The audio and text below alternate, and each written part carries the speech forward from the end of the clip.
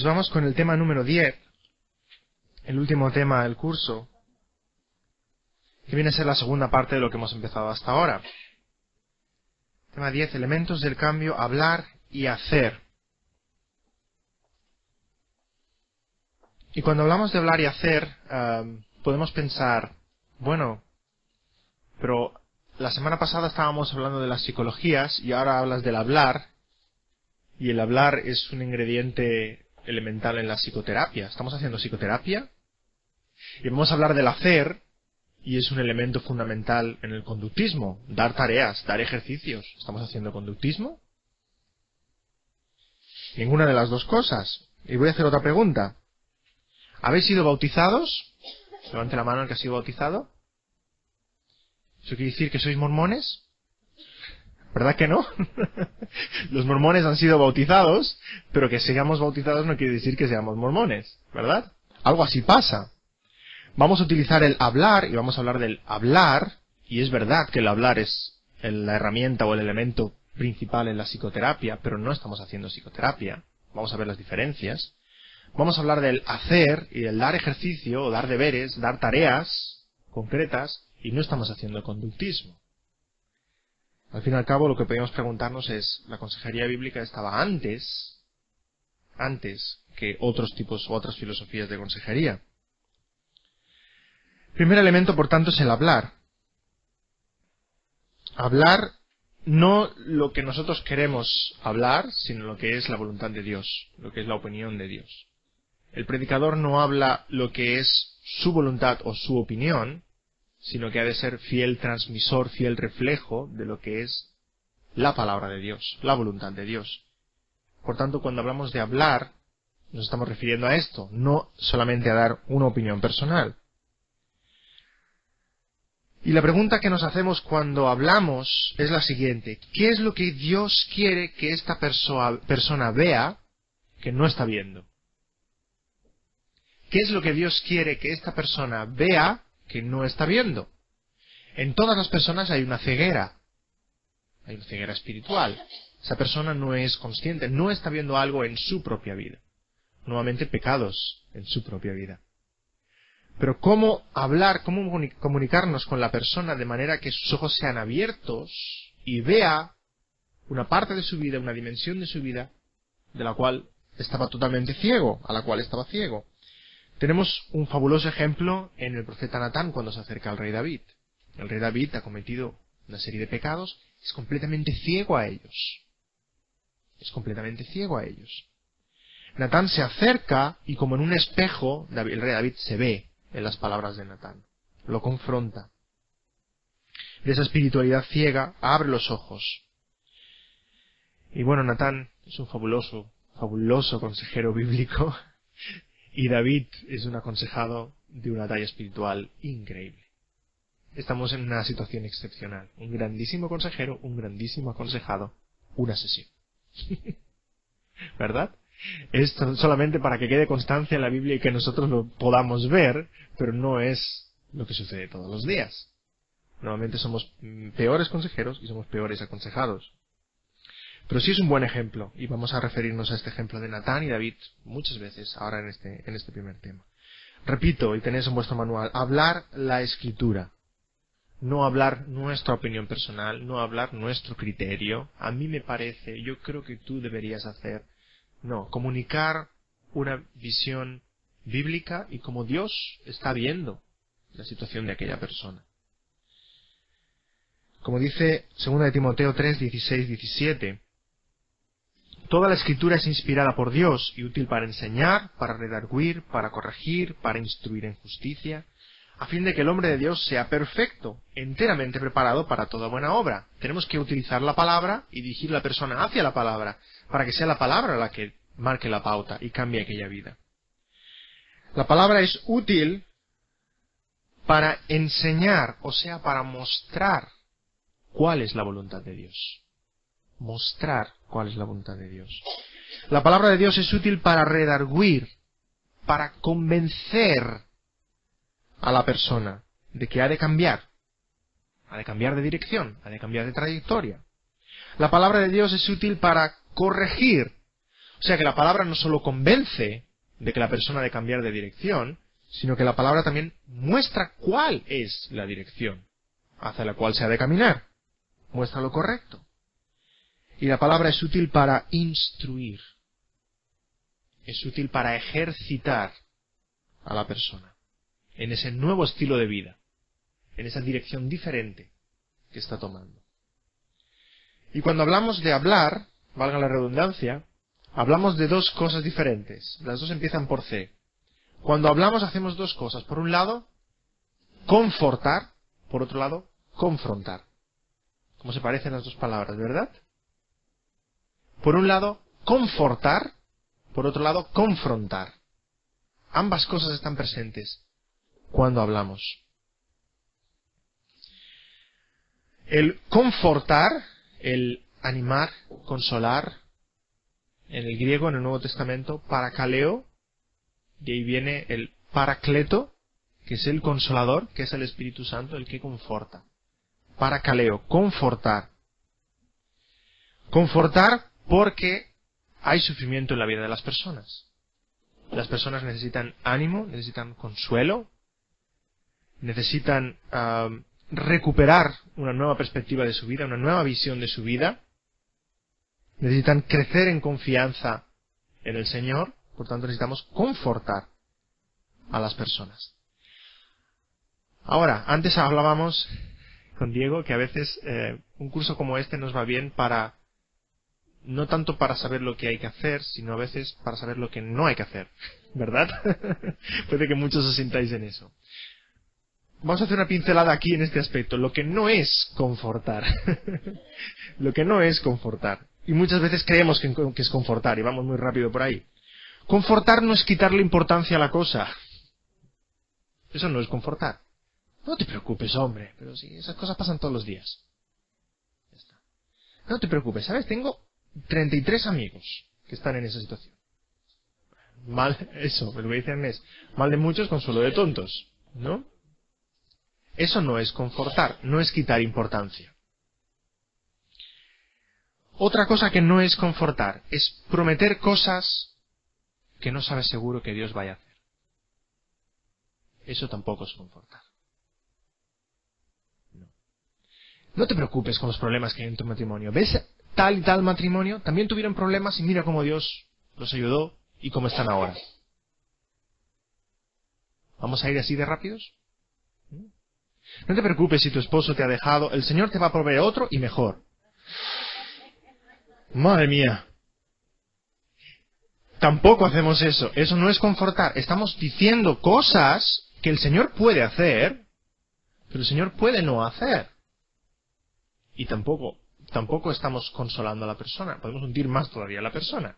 Cuando tiene esa expectativa y nunca se cumple en su vida, ¿verdad? Y otra cosa que solemos hacer para confortar es comparar. Poner otro caso como ejemplo. ¿Verdad? No te preocupes por tu matrimonio. Mira a fulanito y fulanita. ¿Ves? Como es lo que el Señor ha hecho en sus vidas y ahora incluso están en el ministerio. ¿Ya? ¿Lo ves? Pues lo mismo hará el Señor contigo. Demasiado rápido trazamos una línea para comparar con otras personas. Confortar es otra cosa.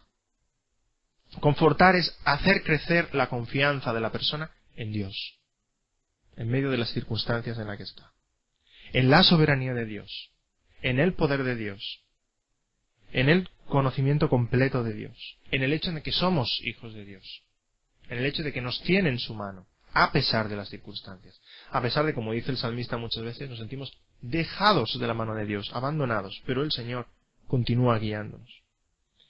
Recordar lo que quiere decir Romanos 8:28. Y lo vamos a leer, lo tenéis en el manual. Y sabemos que a los que aman a Dios, todas las cosas les ayudan a bien. Esto es, a los que conforme a su propósito son llamados. Y leemos muchas veces mal ese versículo, y leemos que a los que Dios aman todas las cosas les van bien. Y no está diciendo eso el versículo. Todas las cosas les ayudan a bien. Está enfocándose en una meta final, en un objetivo final. Y ese objetivo final es para nuestro bien. Y es parecernos más al Señor Jesucristo. Y es la gloria celestial. Pero mientras estamos aquí en la vida, no todo va bien. No está diciendo eso, ese pasaje. Decían unos amigos nuestros, no hace mucho, que tuvieron una prueba muy dura, muy difícil. Perdieron un hijo suyo, etcétera, etcétera. Y decían lo siguiente, decían, ahora no entendemos, pero si viéramos el final de nuestras vidas como Dios las ve, hubiéramos escogido lo mismo. Qué duro, ¿verdad? Y en medio de esa circunstancia, en medio de esa situación, no entendemos, uno no entiende el porqué del dolor en el cual está. Pero, si viéramos nuestras vidas como Dios está viendo nuestras vidas, diríamos, amén, ha sido lo correcto. Qué confianza tan grande en el Señor, ¿verdad? A esta dirección tenemos que guiar a la persona, a esa confianza en el Señor. Eso es confortar, eso es consolar. No prometer cosas que no debemos prometer. Y repito, el pasaje de Juan 17 que antes hacíamos mención. Dice Juan 17, 14, 15. Yo les he dado tu palabra, y el mundo los aborreció, porque no son del mundo, como tampoco yo soy del mundo. No ruego que los quites del mundo, sino que los guardes del mal. No ruego que los quites del mundo, sino que los guardes del mal. Y utilizando el momento, la historia en el que el Señor Jesús con sus discípulos están en medio de la tormenta, ellos intentan luchar contra la tormenta, ¿verdad? Hasta que se dan cuenta de que el Señor está en la misma barca. Eso es lo que pasa con nosotros en nuestras dificultades. Primero intentamos luchar por nosotros mismos, desgraciadamente, en vez de ir lo primero a despertar al Señor. Intentamos luchar por nosotros mismos. Cuando nos damos cuenta, el Señor no nos va a sacar de la tormenta. Es que el Señor está con nosotros en la tormenta, que es muy diferente. Y eso es lo que el Señor nos promete. Su compañía, su ayuda, su cuidado constante en nuestras vidas. Por tanto, por un lado, en primer lugar, hablar es confortar, paracaleo, como el paracleto, que es el consolador, el Espíritu. Por otro lado, hablar es confrontar, y aquí del griego también, nonfeteo, confrontar, exhortar a la persona. Y también las dos con C, confortar, confrontar. Y confrontar tiene un objetivo, tiene un propósito, y es restaurar a la persona. Restaurar. Todos hemos visto esta semana en las noticias la catástrofe en estas casas en el barrio del Carmel, en Barcelona, ¿verdad? Muchas familias sin casa, que han tenido que abandonar la casa, casas que se han caído. Y en uno de los momentos en que pones las noticias, ves esas grúas enormes, inmensas, acercándose hacia la casa. ¿Alguno de nosotros tiene alguna duda si esas grúas van a restaurar o van a demoler? No, a demoler, ¿verdad? Clarísimo.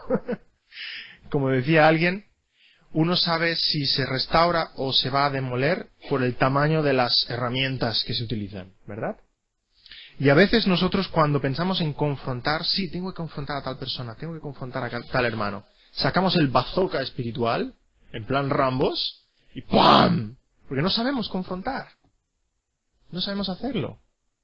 Y por eso repito, el objetivo de confrontar y de presentarle su pecado y su error a un hermano es ganarlo. Es restaurarlo. No es demolerlo. No es destruirlo. Confrontar no es, siéntate ahí en el banquillo de los acusados y con un tribunal delante te vamos a leer todos los cargos. Estás fuera. Esto no es confrontar.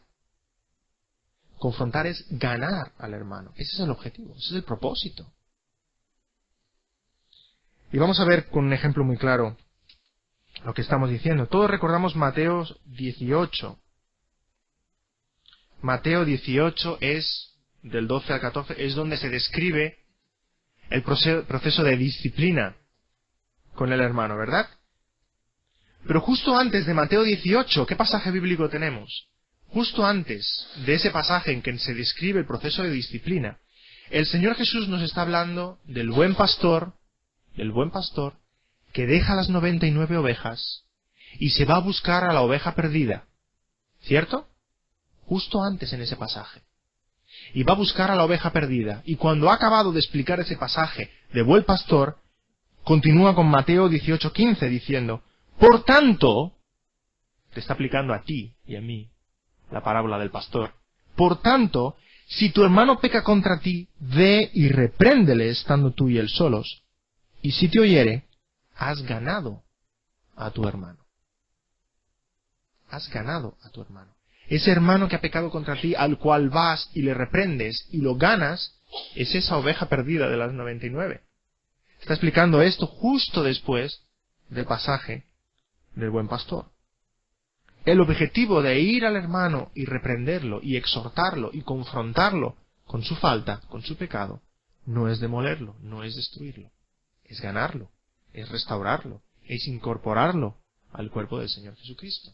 Hay que ganar al hermano, no hay que dejar que se pierda.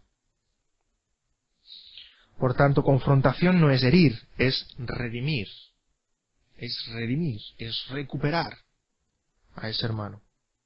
Y para eso hace falta confrontar en amor y decir la verdad en amor. La confrontación, tenemos que verlo así, la confrontación es una operación de rescate. Es una misión de rescate, a la cual vamos a salvar a un hermano. Ha de ser hecho con amor, por tanto, con mansedumbre, hablando la verdad, por supuesto, hablando la verdad, pero en amor. Como dice Gálatas 6:1, hermanos, si alguno fuere sorprendido en alguna falta, vosotros que sois espirituales, restauradle, como dice, con espíritu de mansedumbre, considerándote a ti mismo, no sea que tú también seas tentado, con espíritu de mansedumbre, para ganar al hermano. Y la confrontación, queridos hermanos, no la podemos evitar. ¿Qué es lo que movió a Natán a ir al rey David y confrontarlo? Amor por el rey David. Quería ganar al rey David, quería recuperar al rey David, no quería perderlo, no quería que se perdiera. Eso es lo que le motivó a acercarse al rey David y confrontarlo con su pecado. Quería sacarle de su ceguera espiritual. ¿Qué pensáis de un Natán que era consciente, sabía el pecado del rey David, un Natán que no hubiera ido al rey David? Yo diría que se hubiera convertido en cómplice, ¿verdad? En vez de ser cómplice de Dios, hubiera sido cómplice del diablo. Natán, si no hubiera ido a confrontar al rey David, hubiera estado participando de su pecado. Y lo leemos en Levítico 19:17. Dice así: no aborrecerás a tu hermano en tu corazón, razonarás con tu prójimo, para que no participes de su pecado. Exactamente esta es la idea que nos está comunicando. No lo aborrezcas, ves a hablar con él, para que no participes de su pecado, para que no seas cómplice de su pecado, para que no seas responsable de su pecado. Ya tenemos todos suficiente responsabilidad con nuestros pecados, ¿verdad? Suficiente es, vayamos al hermano, confrontémosle con su pecado. ¿Cómo? Todos estaréis preguntando ahora mismo. ¿Pero cómo? ¿Cómo puedo acercarme a mi hermano y decirle verdades tan grandes, verdad? Un principio útil, y es lo que hace el profeta Natán, son las metáforas. Y estamos en ese punto que dice, confronta con metáforas. Si leemos 2 Samuel 12, del 1 al 7, vemos a Natán acercarse al rey David. Natán consciente del pecado de David. ¿Cómo se acerca Natán a David? Entra en palacio y le dice, David, eres un asesino, un adúltero. ¿Lo confronta así? No creo que lo hubiera ganado. No creo que lo hubiera restaurado. Al contrario, se acerca con mansedumbre, se acerca con humildad y empieza a explicarle una historia. Y la historia es de un hombre que tenía una ovejita que amaba mucho. Y de otro hombre rico que tenía muchas ovejas. Y el hombre rico recibe un huésped, un amigo. ¿Y qué hace el hombre rico? En vez de matar una de sus ovejas, coge una oveja del hombre pobre y la sacrifica para darle cenar a su invitado. ¿Cuál es la reacción de David? Salta en ira, ¿verdad? Se enciende en ira y dice, ¡ese hombre tiene que morir! Y entonces cuando Natán le dice, ese hombre eres tú. Y le explica por qué. Le explica por qué. Tú eres aquel hombre. Vemos muchas cosas en esta ilustración que utiliza Natán. ¿Por qué es tan poderosa? ¿Por qué el Señor la utiliza tanto? En primer lugar, por la actitud de Natán. Natán se acerca con humildad y con mansedumbre. No se acerca atacando. Se acerca teniendo muy claro que su objetivo es restaurar, no demoler. Restaurar. En segundo lugar, Natán escoge una metáfora, una ilustración del mundo, de la vida del rey David. Todos sabemos qué hizo el rey David de jovencito. ¿Qué hizo? Fue pastor. El rey David estuvo con sus ovejas. Y es muy probable, cuando uno es pastor y está a tiempo con sus ovejas, que tuviese una oveja querida, una oveja preferida, con lo cual pasaba más tiempo. Y Natán está explicando esta historia del hombre pobre que solo tiene una oveja. Estoy seguro de que David se acordaría de su ovejita, de cuando era pequeño. Se sintió identificado con la ilustración que estaba utilizando. Por eso esta ilustración fue tan poderosa, tan fuerte, llegó al corazón del rey David. Por tanto, nosotros, cuando nos comunicamos con alguien, cuando queremos confrontar a alguien, necesitamos conocer el mundo en el cual aquella persona está, para poder utilizar una ilustración que sea de su mundo, que llegue a su corazón. En tercer lugar, como decía, la historia que explica Natán llega al corazón de David. Y Natán espera que el rey David responda. Natán no le da las conclusiones. No le explica la historia y le dice, y ya que estamos, ese hombre eres tú, ¿eh? No le explica la conclusión. Deja que el rey David abra sus ojos y entienda lo que está comunicándole con la historia. Y la conclusión, la reacción de David es que David confiesa su pecado. La confrontación llega a su objetivo. El rey David confiesa su pecado, abre su corazón y pide perdón a Dios.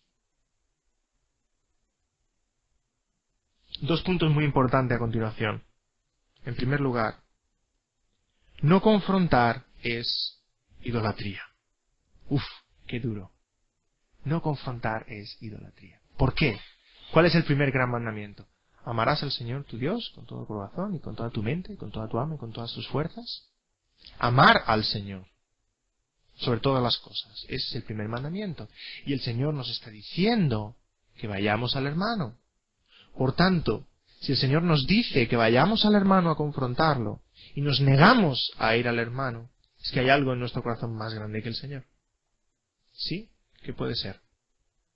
Es que no quiero desagradar a la gente. Es que es un amigo. ¿Cómo voy a perder a un amigo? ¿Y si le digo esto y no me quiere hablar nunca más? Ya sé que el Señor me pide que vaya a confrontarlo, pero es que es mi amigo. No quiero perderlo. Es que es incómodo. Confrontar es incómodo. Para él y para ti. Para ambos, evidentemente, es incómodo. Cualquiera de estas cosas es un ídolo más grande en nuestra vida que obedecer a Dios. La comodidad, la amistad, el quedar bien. ¿Es por eso que no confrontamos? En segundo lugar, no confrontar, al fin y al cabo, es odiar.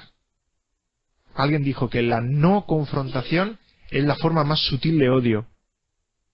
La forma más sutil de odio. ¿Cuál es el segundo gran mandamiento? Amarás a tu prójimo como a ti mismo. Si realmente amas a tu prójimo, quieres el bien de tu prójimo, ¿cierto? Entonces ese amor nos va a mover a querer lo mejor en su vida. Y lo mejor en su vida es corregir el pecado en su vida. En cambio, si lo abandono, si no quiero confrontarlo, eso no es amor. No tengo en mi mente el propósito de ayudarle a cambiar su vida. Vamos a romper mitos. Amar al prójimo no es siempre sonreírle.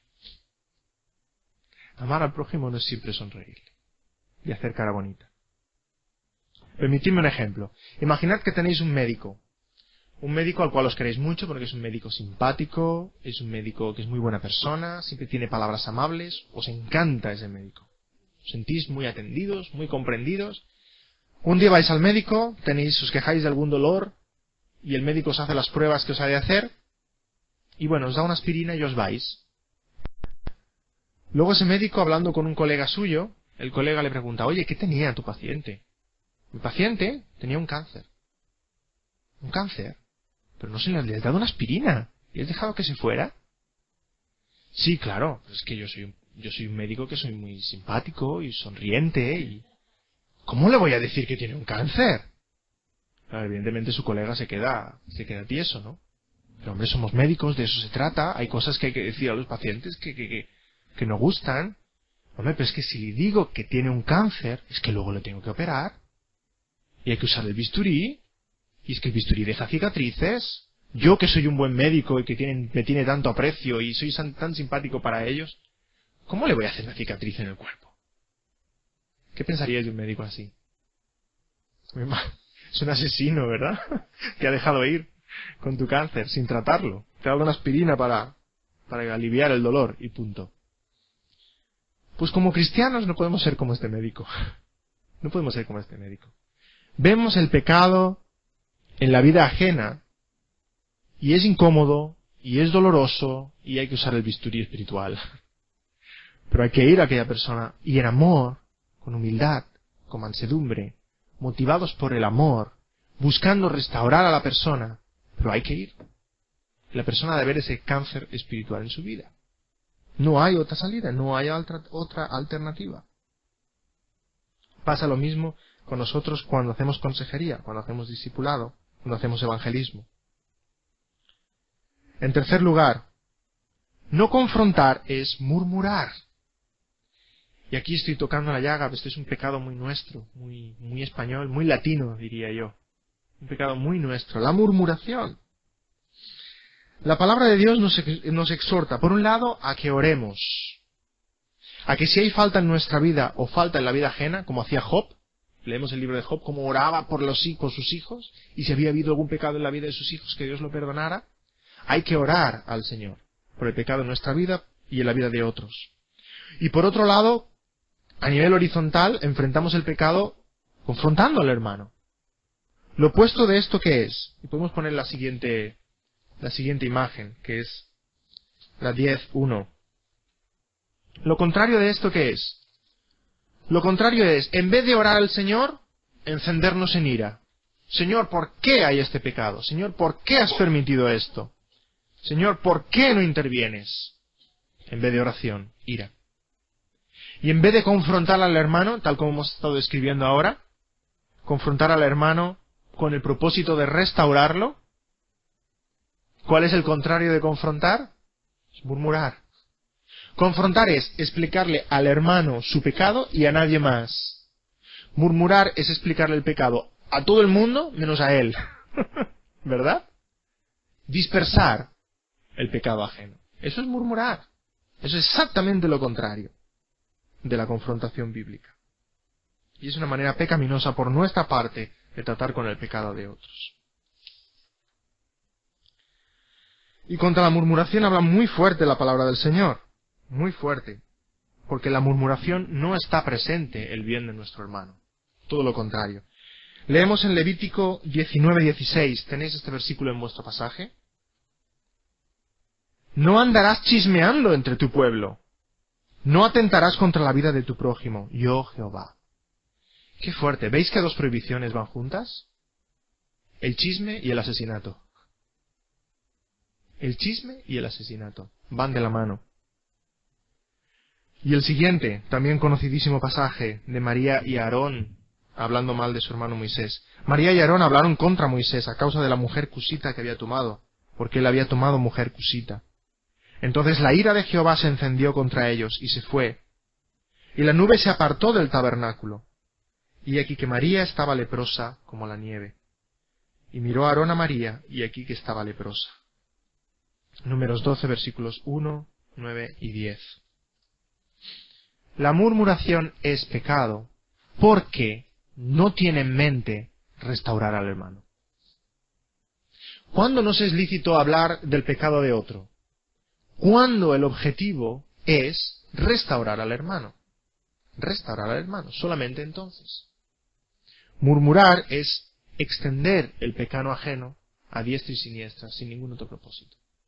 No está presente el bienestar del hermano, no está presente, la meta no es el cambio. Y el propósito que buscamos confrontar es exactamente ese. Ir al corazón del hermano, que se produzca un cambio en el corazón del hermano. Volvemos por un momento con Felipe y con Alicia. Vamos a hablar a Felipe y Alicia. En primer lugar, hemos visto el tema de la ceguera. Y como veréis, he intentado que me coincidieran las Cs, y hay 3 Cs que vamos a hablar. La ceguera, la confesión, el compromiso. La primera es la ceguera. ¿Qué es lo que quisieras que Felipe y Alicia pudieran ver que no ven? ¿Cuál es la ceguera espiritual en la vida de Felipe y de Alicia? En primer lugar, yo diría que Felipe y Alicia necesitan quitarse la viga de su ojo. Eso en primer lugar. ¿Cómo están intentando arreglar las cosas? Echándose la culpa el uno al otro. Alicia dice, si arreglamos a Felipe, se arregla todo. Y Felipe 3/4 de Alicia, ¿verdad? Es que Alicia no me respeta, es que Alicia esto, es que Alicia lo otro. Ambos necesitan quitarse la viga de su ojo y primero ver su pecado y reconocer su propio pecado. Su propio pecado. En segundo lugar, Felipe está muy enojado con todo el mundo porque no le respetan. Y aquí es cuando podemos empezar a hablar del respeto como un ídolo en la vida de Felipe. Felipe quiere, exige respeto por encima de todas las cosas. Es lo más importante en su vida, el ser respetado. Es el ídolo que ya vio en su casa. Poníamos el otro día el ejemplo de Raquel cuando se casó con Jacob, que tomó los ídolos de casa de su padre y se los llevaba a su matrimonio con Jacob, ¿verdad? Todos podemos haber aprendido ciertos ídolos en nuestro contexto familiar y esos los vamos exportando. Algo así pasa con Felipe. En su casa, en su contexto, el respeto era un ídolo. Todo el mundo debía ser respetado. En la familia de Felipe todos tenían un éxito profesional y académico increíble. Era una familia bien respetada. Y Felipe, por su trayectoria, por su fracaso académico, por sus problemas laborales, no es de esos respetados. ¿Qué se dice? No logró ese éxito a los ojos de su familia, evidentemente. Felipe necesita ver y necesita llegar a reconocer que eso es un ídolo en su vida. Que el respeto es un ídolo en su vida. Reconocer su pecado de idolatría. Y hablamos el otro día, ¿es posible para un cristiano caer en la idolatría? Sí, es posible. No en ídolos de madera o de metal, pero sí en ídolos en el corazón. En el corazón, como leíamos también. Al aprender a adorar solamente al Señor.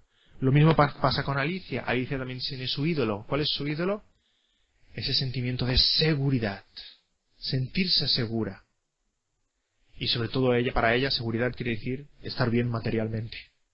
Tener todo lo que necesita materialmente. Alicia también necesita entender que ha hecho un ídolo. Ha hecho un ídolo de ese sentimiento de seguridad. Necesita confesar al Señor que ha estado siendo idólatra. Ha de confesar al Señor que ha estado buscando su confianza y su placer en sus posesiones, en su casa, en su coche, en su dinero. Hace muchos años me llamó mucho la atención en un culto de oración.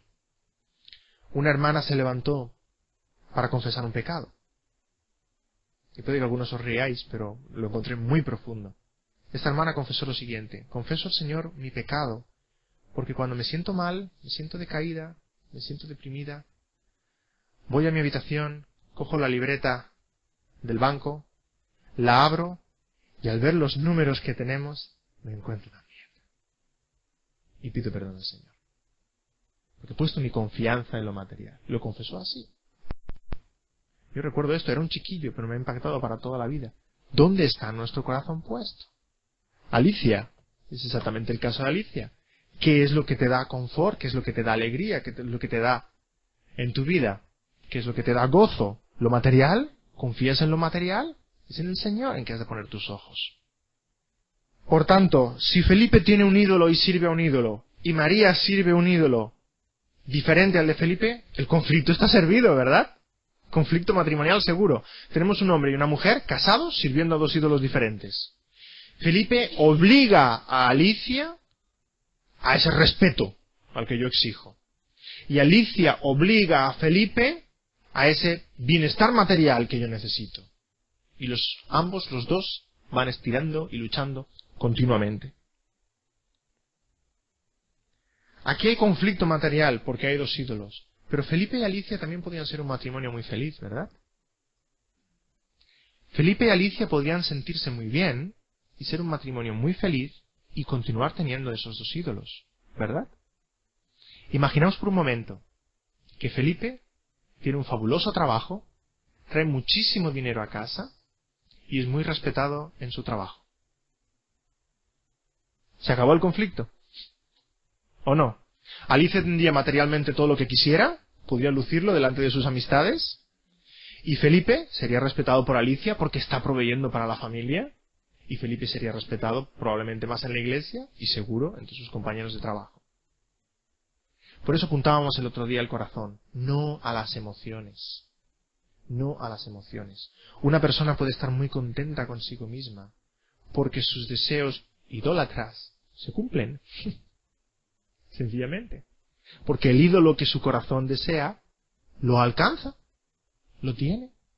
Y él sirve a su ídolo y su ídolo le da a cambio bienestar. Y esa relación entre su ídolo y él. Y lo mismo en un matrimonio. Puede haber un pacto idolátrico. Hay dos ídolos. Cada uno sirve a un ídolo diferente. Pero llegamos a un entendimiento de manera que los dos estamos contentos. Ahora, en este caso de Felipe y Alicia, y tal como han ido las cosas, porque hay problemas, es más evidente. Y podemos ver todo esto. Segundo punto, confesión. ¿En qué asunto les guiarías a que se arrepintieran, confesaran su pecado y pidieran perdón? ¿En qué asuntos? Como hemos dicho antes, Felipe ha de llegar a entender y confesar que ese deseo de respeto es idolatría. Y ha de confesar también que no se ha estado comportando como un esposo bíblico, ¿verdad?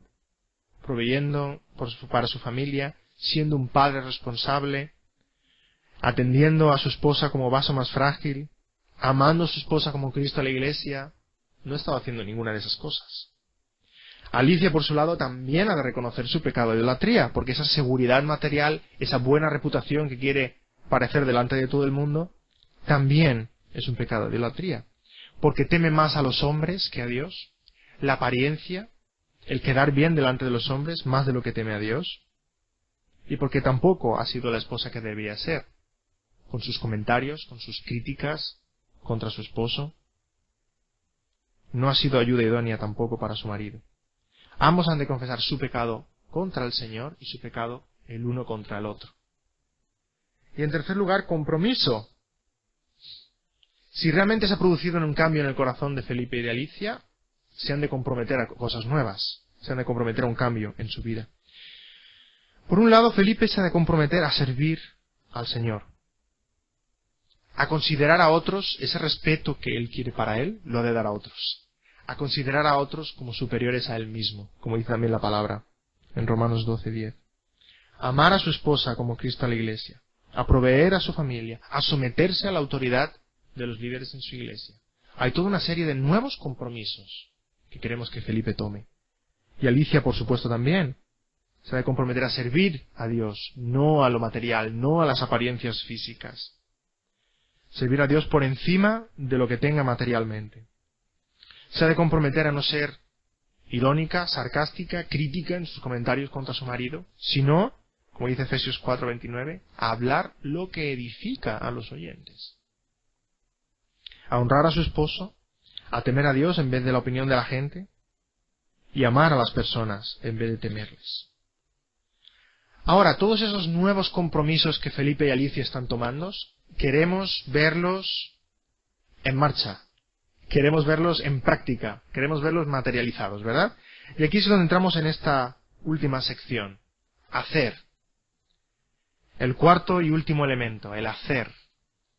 Queremos que Felipe y Alicia, si han entendido, han recibido, tienen una nueva visión espiritual de su situación, si realmente ha cambiado algo en sus corazones, queremos que hagan, que empiecen a practicar algo diferente. Y el hecho de practicar algo diferente va a ser para nosotros una evidencia de que sí ha habido un cambio en el corazón, ¿cierto? El hecho de que puedan mantenerse en otro hábito diferente. Han de dejar una vieja manera de vivir y empezar una nueva manera de vivir. Y tenemos que ver, y la palabra habla muchas veces del pecado como un hábito. Y somos personas de hábitos. Y déjame poner un ejemplo. Todos nos levantamos por la mañana del trabajo, por la mañana de la cama, quiero decir, y nos vamos al lavabo, ¿y qué hacemos? Nos aseamos y nos afeitamos, los que nos afeitemos, y nos peinamos, y nos vestimos, y tomamos el coche, y salimos conduciendo, y a lo mejor cuando estamos en la autopista nos damos cuenta, ¿qué he hecho? ¿Verdad? Porque lo hemos hecho tantísimas veces que lo hacemos sin pensar. Es un hábito, es algo mecánico. Y la palabra de Dios nos presenta así también el pecado muchas veces. Estamos habituados a ciertos pecados. Hay que romper ese hábito, hay que cambiar ese hábito por un hábito nuevo. Es lo que encontramos en Jeremías 13:23. Tenéis el pasaje en vuestro manual, dice lo siguiente: ¿mudará el etíope su piel y el leopardo sus manchas? Así también, ¿podréis vosotros hacer bien estando habituados a hacer el mal? Necesitamos dejar unos hábitos para incorporar otros hábitos en nuestra vida.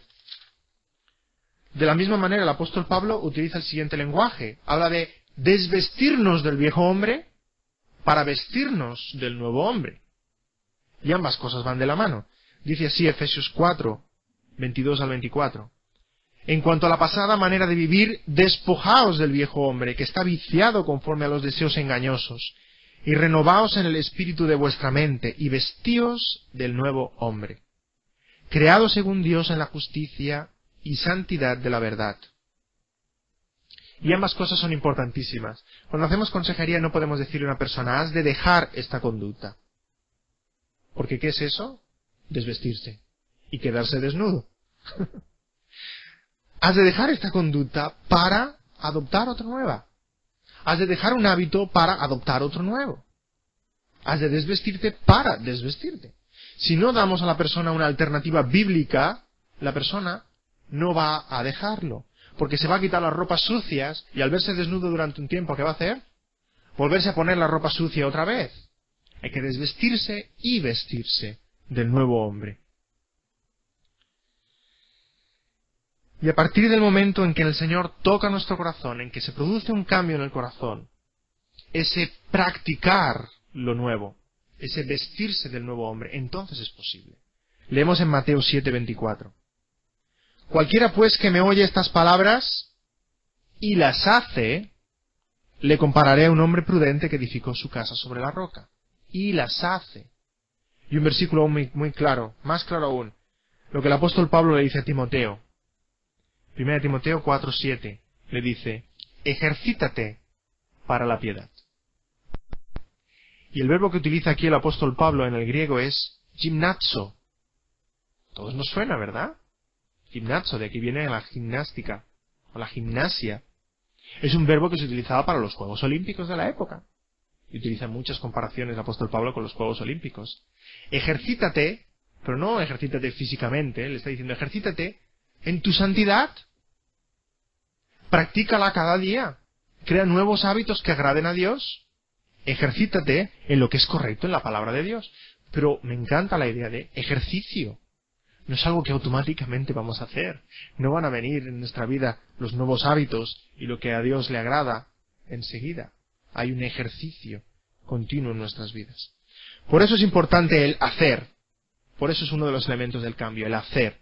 Tenemos que ayudar a la persona a dejar una serie de conductas, una serie de hábitos y empezar algo nuevo. Y si realmente, repito, ha habido un cambio en el corazón, vamos a ver cómo esa nueva práctica es posible. Y tenemos aquí este gráfico, que creo que es muy claro en ese sentido. Eso es como un avión de esos que recogen agua, como se llaman, un hidroavión, que desciende y vuelve a subir.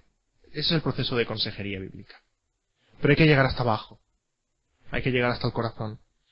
Primero hay un problema de consulta, hay algo que la gente presenta. Y normalmente son emociones, ¿verdad? Estoy deprimido, estoy ansioso, etcétera. A medida que vamos descendiendo vemos que no es solamente un problema de consulta, es conducta en general. En general. En el caso de Felipe, Felipe es negligente. En general. En sus acciones. Cuando continuamos profundizando y conociendo a Felipe, vemos que es más que una conducta. Son patrones.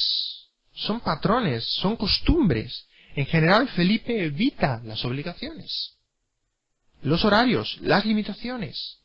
Cuando continuamos descendiendo a nivel de corazón, ¿qué descubrimos? Que Felipe tiene un ídolo. Que su Dios, en este caso, es libertad. No quiero restricciones, no quiero límites. Él ha puesto su fe sobre este ídolo, la libertad. Y en el momento que conseguimos un cambio en el corazón, podemos empezar a subir. Cuando hemos quitado ese ídolo y hemos puesto un servicio al Señor, una imitación al Señor Jesucristo, ¿cuál es lo opuesto de libertad? Sacrificio. Por su esposa, por sus hijos, trabajar responsablemente. A medida que vamos subiendo, entonces vemos cambios en las costumbres. En general, Felipe se sacrifica. En general. Cambio en la conducta. Felipe es más responsable en su trabajo, en su educación de los hijos, etcétera, etcétera. Y eso concluirá en un cambio en las emociones, porque ha habido un cambio en el corazón. Felipe encontrará gozo en el hecho de trabajar, en el hecho de proveer por su familia, en el hecho de educar a sus hijos, cosas en las cuales estaba siendo negligente. Encontrará gozo. Entonces se producirá un cambio. Pero repito, necesitamos llegar hasta abajo, hasta el nivel del corazón. Aplicando esto a Felipe y Alicia, ¿cómo es el hacer en la vida de Felipe y de Alicia? Necesitamos instruir a Felipe y Alicia en un nuevo modelo, un nuevo patrón de responsabilidad. Con el tema de la responsabilidad todos caemos en más de un error. O intentamos hacer cosas que solamente el Señor puede hacer. O por ejemplo, voy a poner ejemplo, no es mi caso, pero voy a cambiar a mi suegra. ¿Cuánta gente lo ha dicho, no? Cosas que solamente el Señor puede hacer, que debieran ser motivos de oración. O en nuestra responsabilidad caemos justo en lo contrario.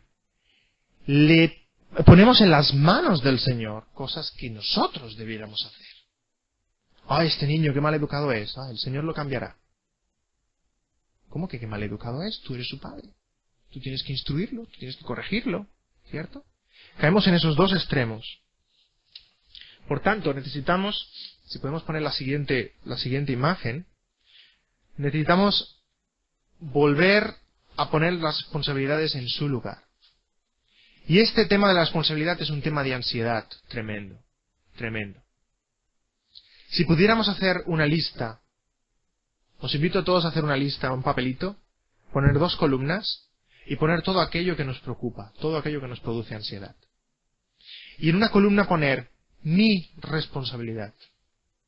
Y en la otra columna poner responsabilidad del Señor.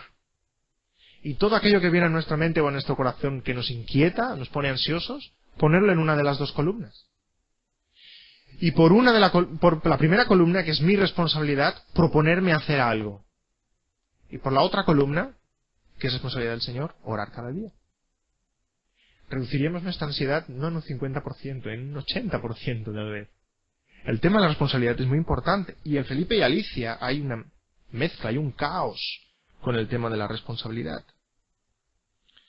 Por tanto, necesitan aclarar sus responsabilidades. Por ejemplo, haciendo este tipo de ejercicio para entender cuál es responsabilidad de ellos, qué es responsabilidad de ellos, qué pertenece al Señor. Y en segundo lugar, nos preguntamos, la pregunta 2, ¿qué cambios inmediatos necesitamos que sucedan en la vida de Felipe y Alicia? ¿Qué es lo que no deberíamos esperar más y deberíamos ver que ya cambia en la vida de Felipe y Alicia? ¿Cuáles son los temas de urgencia? Yo diría que básicamente 2. Uno es el tema del perdón. Felipe y Alicia probablemente se han discutido y reconciliado como 8.343 veces a lo largo de su vida. Pero ¿cómo ha sido ese perdón y esa reconciliación? Ha sido del tipo, oye Alicia, que aquello de ayer ya sabes ya. Y Alicia dice, sí, no es nada. ¿Eso es perdón y reconciliación? Eso es una chapuza. No es perdón y reconciliación. Probablemente necesitamos enseñarles a Felipe y Alicia cómo pedir perdón. De corazón. Ir al otro y decir, Alicia, por aquello que ayer te dije, por aquellas palabras ofensivas, te pido que me perdones. ¿Me puedes dar tu perdón? Y Alicia responde de forma clara, porque el perdón que no se da de forma clara es como si no se hubiera dado. Sí, te perdono por aquello. Y perdonar, no nos equivoquemos, perdonar no es olvidar. Perdonar no es olvidar. Tenemos neuronas que funcionan y por tanto recordamos las cosas, ¿cierto? Perdonar quiere decir no te lo voy a tener en cuenta. No te lo voy a plantar delante de las narices. No te lo voy a tener en cuenta nunca más.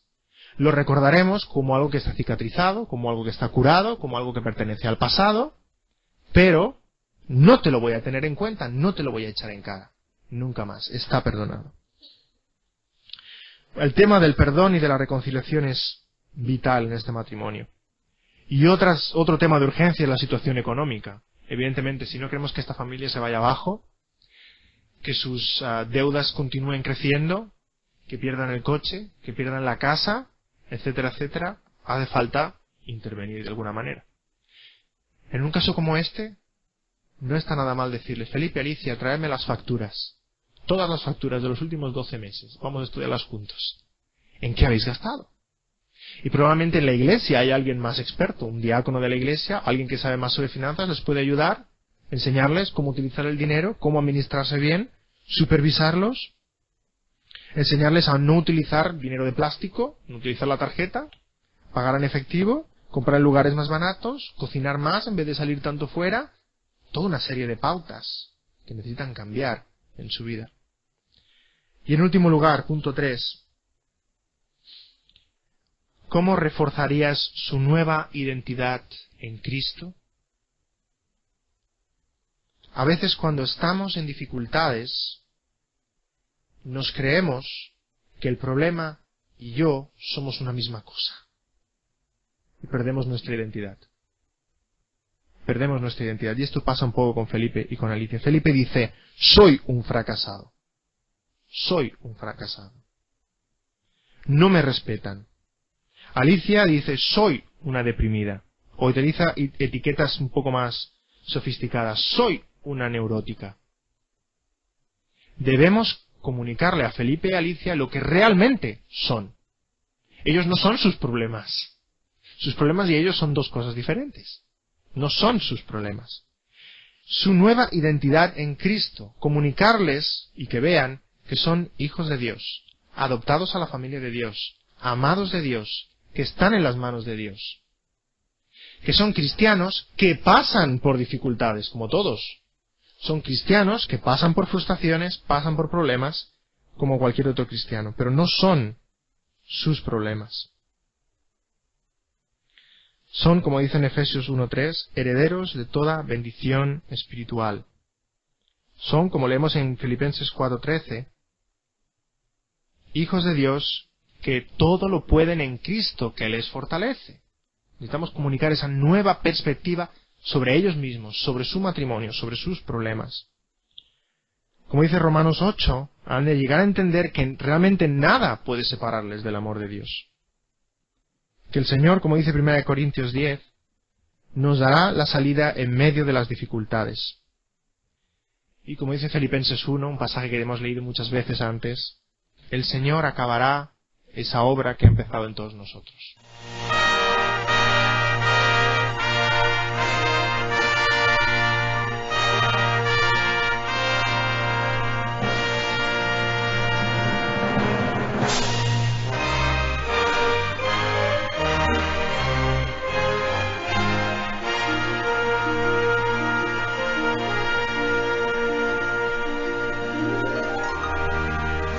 Castillo fuerte es nuestro